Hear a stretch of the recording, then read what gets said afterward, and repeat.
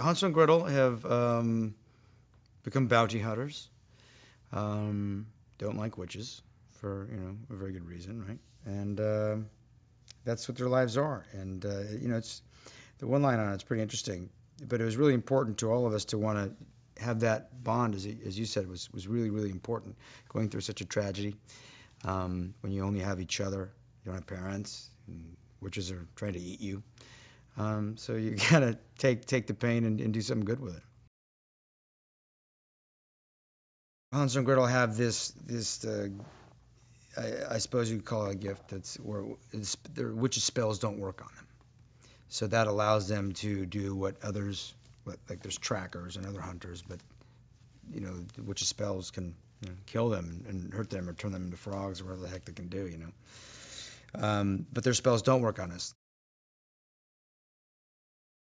What was interesting to me, what Tommy had written, there was a lot of room for character and developing amazing bond and relationships and behavior in a really fantastic world that there's no rights or wrongs because it's a fairy tale. Gemma is a real gem for sure. We got very lucky finding her. We did read a lot of really great actresses. It took a long time, but the real trick I feel like with just finding the right girl for this was obviously we had kind of look alike, but there was also a weight that she brought without really having to do much. Whether it be her own past experience, I don't know, couldn't tell you, but when because we looked alike and there was something already right there, and we couldn't have been more lucky to have found Jim. Peter Stormare plays the sheriff. He's a very big character in the sense of energy and sort of how he kind of presents things, very theatrical. And he plays a really tremendous villain. He's not in a sort of twisty mustache way, but just sort of in a unpredictable sort of behavior that makes him unsavory, I suppose.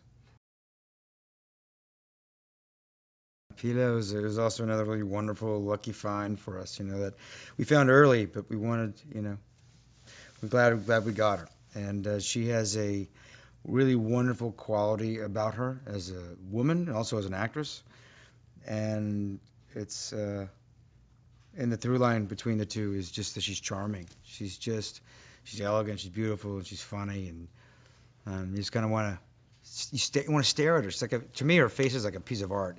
I just always just found myself just staring at her, and she couldn't be more sweet and a tremendous actress. Famke plays Muriel. She's sort of like this, I guess, sort of like this the witch that sort of she has more powers, let's say, than other witches, and she's definitely one to be feared. Even for us, where witch spells don't work on us, it's still one that she's hard to take down. The initial attraction to do the movie came from a little one sheet that I got before I even got the script, and it was something that they end up shooting in the movie. It's Hansel and Gretel walking away, and a witch burning in the background. It's fire going, and he has a shotgun, and she's got this crossbow, and they're just kind of walking away, and it's just a poster. Like, that's interesting to me. I don't know why, but it was. And then, being in actually shooting it was as I imagined it to be, and even more so sometimes.